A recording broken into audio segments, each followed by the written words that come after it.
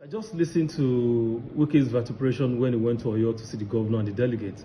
That's unbecoming of a governor who is responsible. I've never seen where this guy, all the places that has been going, I've never seen where this guy discuss issues, discuss policies, but rather verbal attack of fellow aspirants. That's unacceptable.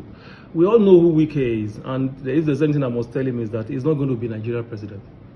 By the special grace of God, Nigeria do not need someone like Wike. He will never be Nigerian president, no matter how much he tries. PDP does not need this kind of a man who does not believe in orderliness, who believes that he must rabble-rouse everybody and whip everybody. This is the same thing he did that brought PDP to where it is now. He's a drunk. What do you take of a drunk? People see him as a jester. Let me challenge him. This same Wike, immediately PDP lost at the Supreme Court. This guy organized a party in government house and he started mocking those who supported Atiku. People like Abiye Sekibo, people like Lee Maeba and others, doing mto to them. And he was the first to call President Buhari to congratulate him. What a member of PDP is this? He should be ashamed of himself. Atiku is an educationist. Atiku loves education.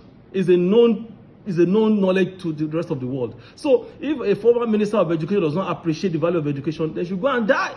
Wike will never be the flag bearer of our party. He will never be Nigerian president. We know him.